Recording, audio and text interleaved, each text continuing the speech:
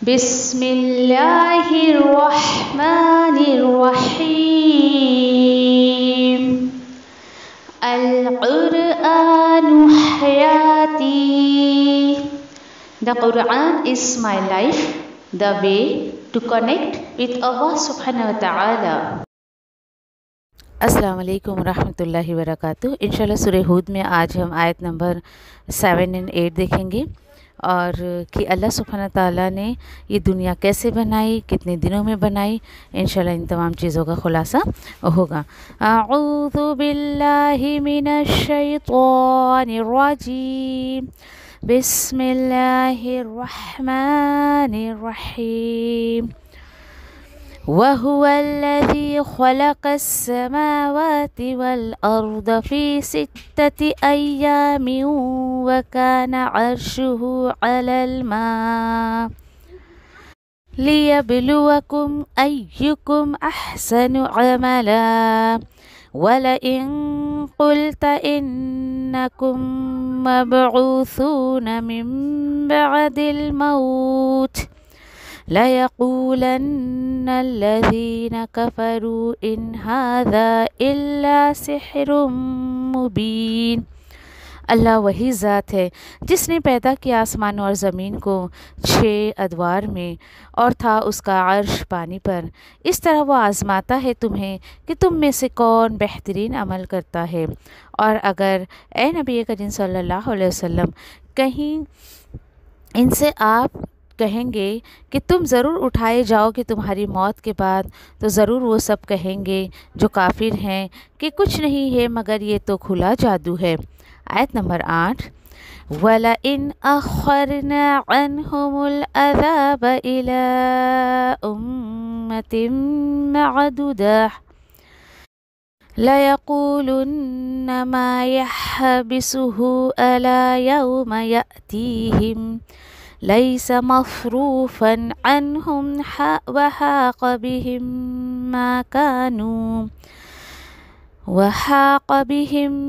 مَّا كَانُوا بِهِ يَسْتَهْزِئُونَ. اور اگر روکے رکھے ہم ان سے عذاب کو طے شدہ وقت تک، تو وہ بار بار پوچھیں گے کیا کس چیز نے جو ہے روک رکھا ہے. تو اللہ تعالیٰ فرماتے ہیں اس عذاب کو کس نے روک رکھا ہے، سن لو.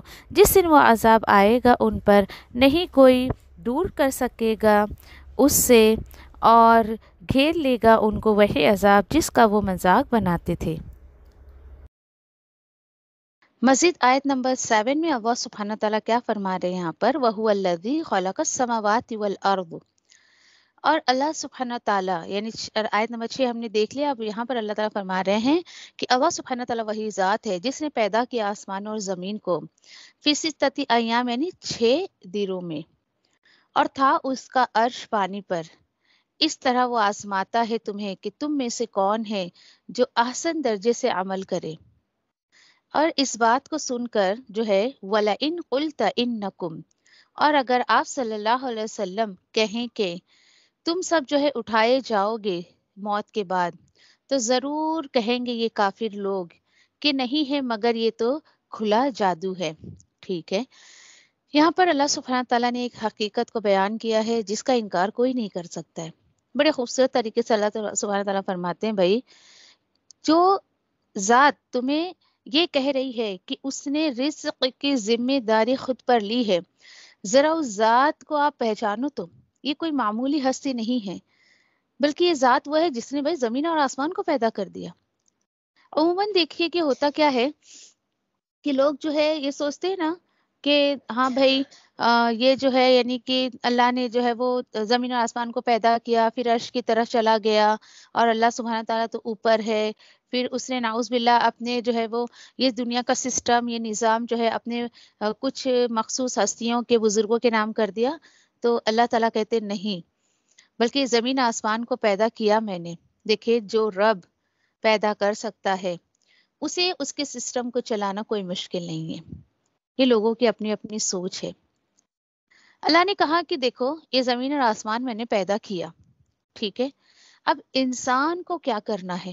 اللہ نے اپنا کام کر لیا الحمدللہ. اس کے بعد اللہ سبحانہ تعالیٰ نے انسان کو یہ اختیار دیا کہ بھائی جا، میں نے تجھے آزادی دی ہے چیز کی کہ تو کوئی بھی عقیدہ اپنا لے اور عمل کوئی بھی کر لے. اللہ نے انسان کو اس چیز کی جو ہے وہ چھوٹ دی ہے. اب انسان یا تو اچھے کام کر کے آخرت بنا لے یا برے کام کر کے اپنی دنیا اور آخرت دونوں ہی بیکار کر لے. اللہ نے کہا کہ زمین آسمان میں نے پیدا کیا. اب جو لوگ ایسا کہتے ہیں کہ اللہ سب جگہ ہے، دیکھیے اللہ سبحانہ تعالیٰ عرش پر ہے، اس کا عرش جو ہے وہ پانی پر ہے. یہ کیا ہے، اس کو چھوڑ دے. کیوں؟ کیونکہ ہمیں یہ جو ہے اس کی تعویلات کے پیچھے نہیں پڑنا ہے، کیونکہ یہ مشابہ آیت ہے. مشابہ آیتوں کے پیچھے وہی لوگ پڑھتے ہیں جن کا علم پختہ نہیں ہوتا ہے. اب اللہ نے کہہ دیا ہے کہ بھائی میرا عرش جو ہے وہ پانی پر ہے. اصل چیز جو ہے مجھے اور آپ کو مقصد پہ دھیان رکھنا ہے کہ اس زمین اور آسمان کو اللہ نے پیدا کیوں کیا. جیسے ایک مثال آپ کو دوں میں، ایک چھوٹا سا 4-5 سال کا بچہ ہے، اپنے والد صاحب سے کہتا ہے کہ والد صاحب ایک بات بتائیں مجھے آپ کہ آپ کی کیا ایکٹیویٹیز ہے، آپ کیا جاب کرتے ہیں. اچھا جاب پر جاتے ہیں تو پہلے آپ کیا کرتے ہیں، پھر آپ کیا کرتے ہیں، پھر آپ کیا کرتے ہیں. تو دیکھیے کہ اس کے والد کو پتا ہے اس بچے کے کہ میں اپنے سارے دن بھر کی ایکٹیویٹیز اس بچے کو اگر میں نے بتا بھی دیا تو اسے کیا سمجھ میں آنا ہے. اسے تھوڑی سمجھ آئے گا کہ میں اتنا سفر کر کے کیوں جاتا ہوں جاب کرنے کے لیے، یا وہاں اتنی محنت کیوں کرتا ہوں. باپ کہے گا بیٹا آپ کو کیا چاہیے آپ وہ کہیے نا، آپ اس کی فکر مت کریے کہ میں کیا جاب کرتا ہوں، کس طریقے سے کام کرتا ہوں. آپ کو کیا چاہیے بس وہ آپ کہیں. بس اللہ سبحانہ تعالیٰ مجھے اور آپ کو بھی یہی کہہ رہے ہیں کہ دیکھو یہ دنیا میں نے تمہیں بنا کر دی ہے، اور کیوں بنائی ہے؟ لِيَبْلُوَكُمْ أَيُّكُمْ أَحْسَنُ عَمَلًا. سبحان اللہ. اس آیت پر دیکھیں کہ اتنا غور و فکر مجھے اور آپ کو کرنا چاہیے.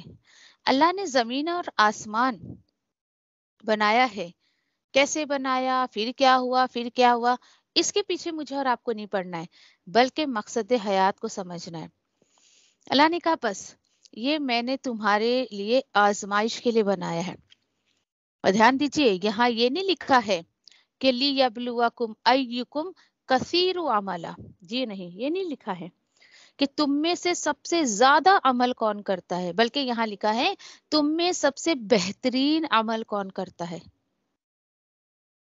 تو میرا اور آپ کا کام کیا ہے کہ ہم اس دنیا میں رہ کر اللہ کی رضا کی زندگی گزاریں، اور جو بھی حالات ہم پر آتے ہیں، آزمائشیں آتی ہیں، جو بھی کس طریقے سے، جو نعمتیں اللہ نے دی ہے، اللہ دے کر بھی آزماتا ہے اور لے کر بھی آزماتا ہے.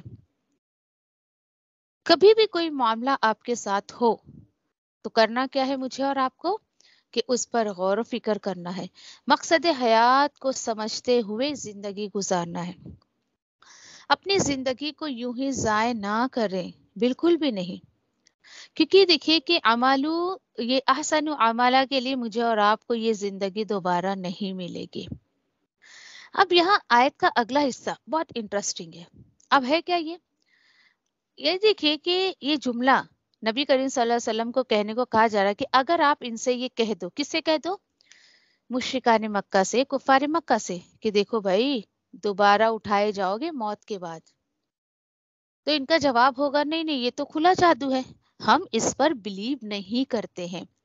تو آپ سوچے ذرا کیوں بلیو یہ نہیں کرتے؟ کیونکہ جس انسان نے یہ مان لیا کہ ہمیں دوبارہ جینا ہے، دوبارہ اللہ ہمیں موت کے بعد اٹھائے گا، اسی کے ساتھ ایک تصور آتا ہے حساب کتاب کا. چونکہ اہل مکہ، مشرکان مکہ، یا آپ کہیں کہ ہر مشرک اپنی مرضی کے دین پر چلتا ہے. کیوں؟ کیونکہ وہ اس کانسیپٹ کو بھول جاتا ہے کہ اسے کسی کو حساب دینا ہے مرنے کے بعد. اب یہ مشرک کون ہوتے ہیں؟ آپ بولو گے کہ کافر. جی نہیں، مشرک کوئی کافر نہیں ہوتا ہے. کافر کون ہوتا ہے؟ جو بیسیکلی کسی کو نہ مانے، لیکن مشرک ہے اللہ کو مانتا ہے. وہ کہتا ہے نا اوپر والا، یہ اسے پتا ہے کہ کس نے اس کو پیدا کیا اور جو ہے کون اس کو دیتا ہے، سب پتا ہے. لیکن پھر بھی وہ سوچتا ہے شرک کس طریقے سے کرتا ہے. وہ کیا سوچتا ہے؟ ہمارے کوئی بابا ہے بیٹا دینے والے، کوئی روزی روٹی دینے والے، جیسے کہ آپ دیکھیں کہ ہندو میں تصور ہے، جیسے دھن لکشمی کہا جاتا ہے، ان کے تصور میں بھائی ہماری دھن لکشمی ہمیں پیسے دیتی ہے. ایسے بہت سارے پتہ نہیں کتنے دھن لکشمی اور نہ جانے کیا کیا خدا انہوں نے بنا رکھے ہیں. اب ان کا حال کیا ہے کہ یہ تو جانتے ہیں کہ کوئی ایک اوپر والا ہے جو ہمیں یہ ہمارے ان بزرگوں کو، ولیاؤں کو، دیوی دیوتاؤں کو دیتا ہے تو وہ ہم کو دیتا ہے. یہ کانسیپٹ ہے لوگوں کا اللہ کے ساتھ شرک کرنے کا. دیکھیے یہاں پر بات موت کے بعد دوبارہ جی اٹھانے کی ہے. کسی بھی مذاہب کا ماننے والا اس چیز کا انکار نہیں کر سکتا کہ اسے موت آنی ہے. جی نہیں، بالکل بھی انکار نہیں کر سکتا.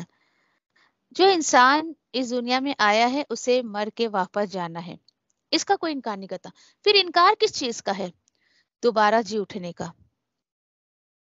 ایک کہنا چاہیے کہ انسانوں میں ایک گروہ ایسا ہے، نام لینے کی ضرورت نہیں، بس میسج میں آپ کو پہنچا دوں، جن کا یہ ماننا ہے، جن کا یہ عقیدہ ہے کہ آج دنیا میں جو اچھے حالات میں ہے، اس کا مطلب یہ انہوں نے پچھلے جنم میں بہت اچھے پُنیہ کے کام کیے ہوں گے، نیکی کے کام کیے ہوں گے. جن کے حالات برے ہیں انہوں نے ضرور کوئی جو ہے وہ برائی کی ہوگی یا پھر گناہ کے کام کیے ہوں گے، اس لیے ان کا حال ایسا ہے. جیسے اور ایک عقیدہ ان کا ایسا ہے کہ فار ایگزامپل کہ اگر سمجھیے کہ کوئی انسان بہت ہی زیادہ جو ہے وہ سمجھیے پریشانی میں ہے، خستہ حال میں ہے یا کچھ بھی ہے، ٹھیک ہے، تو اور ان لوگوں کو ایسا لگتا ہے کہ پچھلے جنم میں جس نے پاپ کیے ہیں، غلط کام کیے ہیں، اس جنم میں ان کی نظر میں ان کے خداؤں نے ان کو کتا بنا کے بھیجا ہے.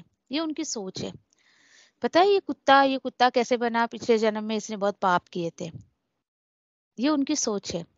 اور وہ سوچتے ہیں کہ جو انسان ہیں اچھے اچھے، ان کو بہت دولت کی ریل پیل ہے یا دولت بہت زیادہ فراوانی سے ملی ہے، مطلب انہوں نے پچھلے جنم میں بہت اچھا کام کیا.